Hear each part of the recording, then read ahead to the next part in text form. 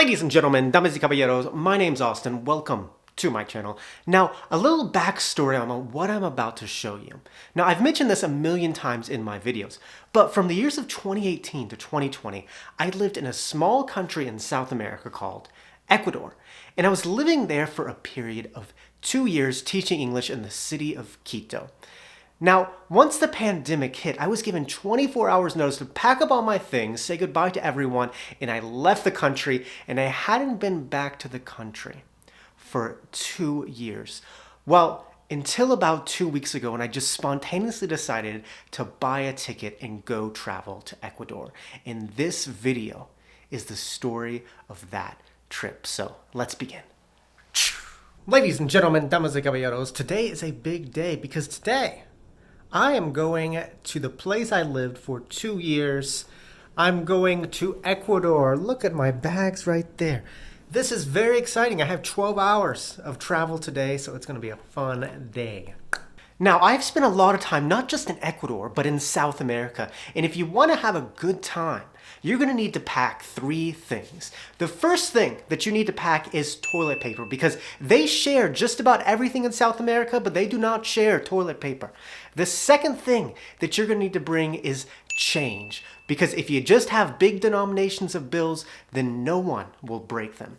And the final thing that you're going to need to bring, and the thing that allowed me to survive in South America for 2 years, is a sense of humor. Because if you don't have a sense of humor, you're going to have a bad time.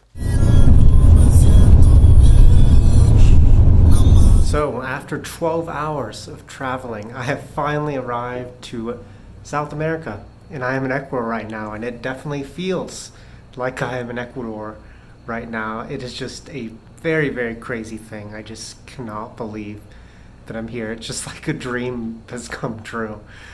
But it's 1 o'clock in the morning, a lot of traveling, and I'm super excited to wake up tomorrow and just like see the city because when we drove here, I just recognized so many things, and it's just wild to see all this. I'm just so excited, ladies and gentlemen, to be back in El País de Ecuador.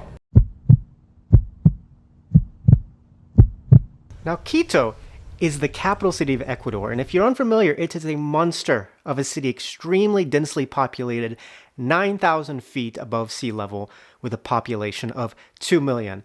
But luckily, I'm very familiar, so I stayed in the nicest part of the city and just had a cup of coffee in the morning and enjoyed the beautiful side of the city. Alright, let me stop right here for 1 second and just explain how the city is set up. So the city is divided into 3 main regions. The first region, and where my Airbnb was, is the rich north. Now, where I lived, where I spent 2 years, was in the poor south. And then in the middle of those 2 regions is the historic center. Now let's start off by just visiting the historic center. Obviously, ladies and gentlemen, Centro Histórico means historic center in Spanish. And Centro Histórico Quito is actually the most well-preserved, least altered historic center in Latin America. And when you walk around this city, although it's a tourist place, it's not necessarily touristic because you're just going to find shops, you're going to find Ecuadorians just doing their day-to-day things. Now, there are more than 20 churches in Centro Histórico Quito, but my favorite church out of all these churches is called San Francisco, and the story of how it was built is actually very fascinating.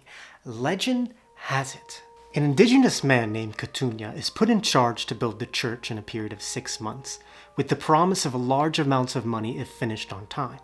Catuña works day and night, but when the deadline approaches, it's clear that he won't finish on time. With Catuña being desperate, the devil appears and offers to finish the church in a day in exchange for Catuña's soul. Catuña accepts, and in 1 day, the church is finished. However, very quietly, Catuña removes 1 stone from the wall of the church, and when the devil comes for Catuña's soul, he is unable to get it because he has failed to complete the church as it is missing 1 brick. I mean, can you actually believe that that happened, ladies and gentlemen? Crazy story. Anyways, let's go back to the north, back to my Airbnb, and debrief a little bit. Ladies and gentlemen, this is my 3rd day in Ecuador, and I have to say this is one of the best decisions that I've made in a long time. This has literally been the longest 3 days of my life. I feel like I've been here for like weeks.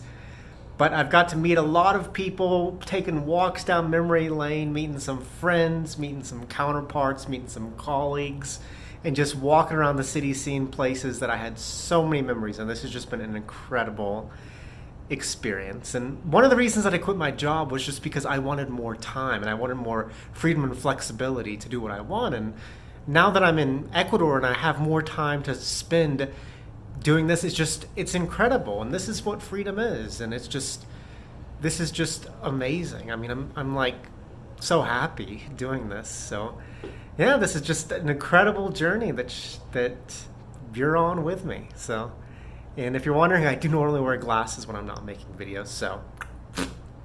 So now that we've seen Centro Histórico Quito, let's head to where I lived for those 2 years, and that's the South Side, ladies and gentlemen. Don't forget to bring your pepper spray. So let's head to the South Side.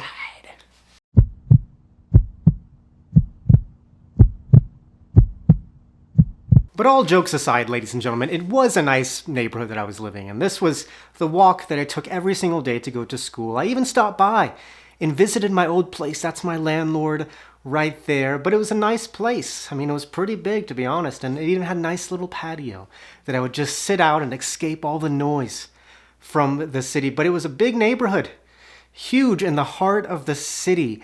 And as you see, the architecture is not the most beautiful architecture, but it was a nice neighborhood. Now, for the first 9 months that I was living in Ecuador, I was living with Ecuadorian families so I could learn Spanish and understand the culture a little bit better, because family is a huge part of culture in Latin America. And then I moved into this place on my own, where I lived for about a year and a half. And I lived next to this very big mall, and I would go there all the time to just use the internet because I didn't have home internet. And this was the view that I had from that mall. I would come to this mall and just sit and use the internet, because malls were kind of like a safe haven in Ecuador, where if you were on the street, you couldn't just have a bunch of nice things out. But all in all, I love this neighborhood. As you see, it's a very busy neighborhood, very lively, but this is where the average person lived, and it was just a wonderful experience. If I learned anything in my 2 years living in the South Side, it is that if someone with a bottle and a stick gives you directions, don't listen to them. I unfortunately learned that the hard way, and I was robbed at bottle point. Tough experience, but I got over it, and I'm a tough person now. South Side represent! Anyways, let's go back to the north and debrief again. Here we are, day 5, ladies and gentlemen. Let me tell you something. This has been the longest 5 days, or some of the longest 5 days of my life. It's interesting how time works. I mean, it is just really interesting because it seems like I've been here for 5 weeks, but I have really not even been here for 1 week. But anyways, it's just been a wonderful time. I've been meeting people every single day, just taking walks down memory lane, having coffee at the places that I had coffee for 2 years. It's just been fascinating. Time travel. This is what time travel feels like. But Daddy Yankee has been here this week. Mark Anthony has been here this week, and I am 1 block away from the arena. And let me tell you something, ladies and gentlemen, they do not soundproof the arenas here. So it's been a little bit trouble sleeping. Tomorrow, I'm leaving this big city and I'm going to a place called Mindo. So it is going to be beautiful. This is my favorite place in Ecuador that I used to visit. It's the complete opposite of Quito. So let's head on over to there.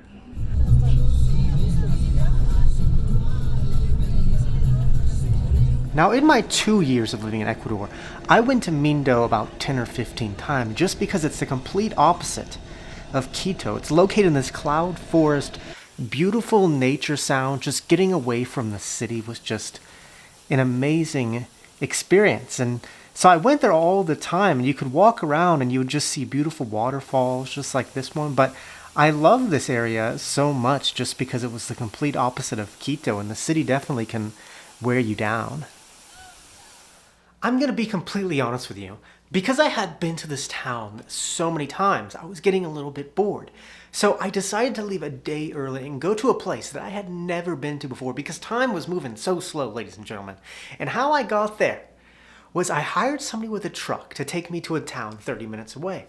And from that town, I took a bus to another town. And from that town, I took a bus to another town. And from that town, I took a bus to the coastal town of Canoa. That's how transportation works in South America, and it is so much fun, ladies and gentlemen. And this is Canoa. I traveled the whole day to get to this town of Canoa. It is a sleepy fisherman town on the coast of Ecuador.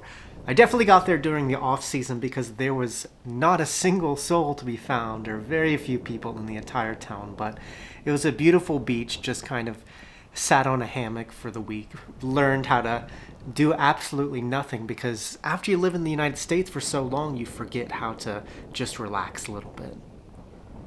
Ladies and gentlemen, I am currently on the coast of Ecuador. I'm in a place called Canoa, walking on the beach right now.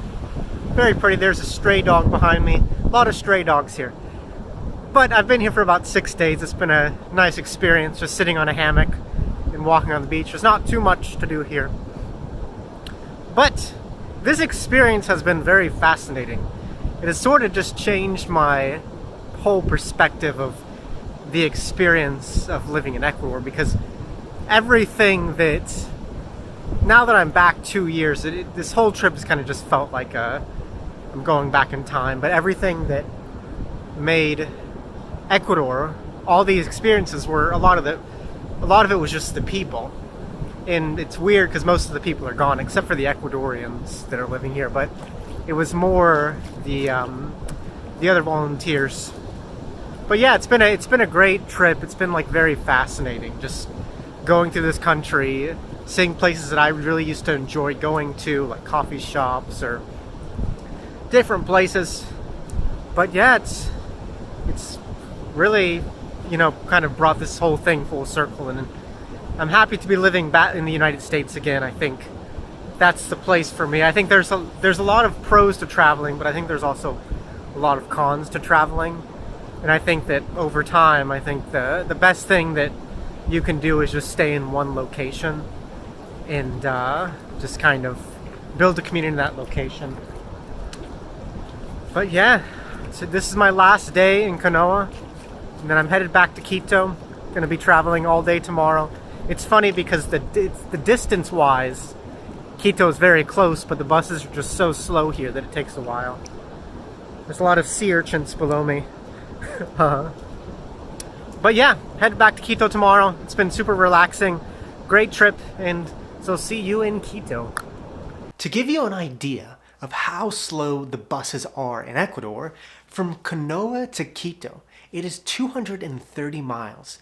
But that trip in bus took 10 hours. I mean, that has to be the world record for the slowest transportation in the world, ladies and gentlemen. But after that, I finished my trip, I got to Quito, and here are my final words. 2 weeks and a fully grown mustache later, and here I am back in Quito. This has just been an incredible trip. Money well spent. This has just been so much fun. When I left this country 2 years ago, I was given 24 hours notice to pack my things, say goodbye to as many people as I could, and get on a plane and go back to the land of the free and the home of the brave. And I never got closure. And I think it's been tough these last couple of years because I've had to drastically change my life, just like so many other people, because of the pandemic. But you know, as things start to calm down a little bit and we have a little bit more freedom and options, this has just been an incredible thing to do. And being able to walk the city, see sights, see places I love to go, see people that I used to see all the time, has just been an incredible experience. And you know, I'm really happy that I did this. And I really hope you enjoyed this video, and I just want to say to you personally, thank you so much for supporting my channel, because without you I wouldn't be able to do this. And thank you so much for just watching, taking time out of your day to watch my videos. I know it's, you know, to ask somebody to watch 12 minutes of Augustine talking is a lot to ask, but you are up for the challenge, some of you. But thank you so much for supporting my channel. I greatly appreciate it. Please just comment, because you know, when you have a video that has like 10,000 views and you get 100 comments from it, you don't get the real picture of what you all are like. So please just comment. I really just appreciate it, and just, you know, thank you so much for supporting this channel. Muchas gracias. Que tenga un buen día y nos vemos en Estados Unidos.